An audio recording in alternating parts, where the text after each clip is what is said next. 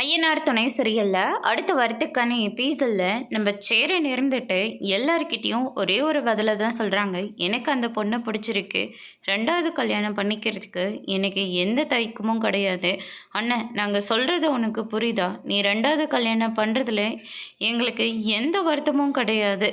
அந்த பொண்ணுக்கு ரெண்டாவது, உனக்கு இதுதானே ஃபஸ்ட்டு, ஏன்னா சொன்னால் புரிஞ்சுக்க மாட்டேன்ற அப்படின்னு சொல்லிட்டு கேட்கவும், அதுக்கு அடுத்ததாக இங்கே பரிச்சரா பாதிக்கப்பட்ட பொண்ணுக்கு வாழ்க்கை கொடுக்கறது தான் என் தலையெழுத்துனா அதால் யாராலையும் மாற்ற முடியாது. எனக்கு அந்த பொண்ணு ரொம்ப பிடிச்சிருக்கு, அந்த பொண்ணுக்கும் என்னை பிடிச்சிருக்கு. தயவு செஞ்சு எல்லாரும் இந்த நிச்சயதார்த்தத்துக்கு ஒத்துழைப்பு கொடுங்க அப்படின்ற மாதிரி சொல்லிடுறாங்க. அதுக்கடுத்து தான் நம்ம பாண்டி இருந்துட்டு ரொம்பவே வருத்தப்பட்டு உட்காந்துட்ருக்காங்க.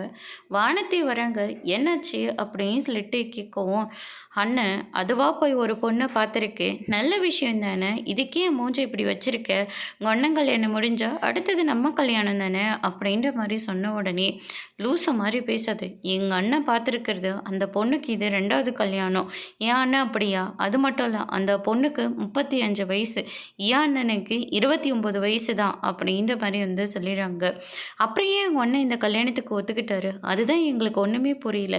கேட்டால் எல்லாரோட வாழ்க்கைக்காக தான் நான் இந்த கல்யாணத்தையே நான் பண்ணிக்க போகிறேன்னு சொல்லுது. எதுக்காக அப்படி சொல்லுச்சுன்னு எனக்கும் ஒன்றும் புரியல அப்படின்ற மாதிரி சொன்ன உடனே வானத்தை இருந்துட்டு சேரிங்கிட்ட பேசின எல்லாத்தையும் யோசிச்சு பார்க்குறாங்க.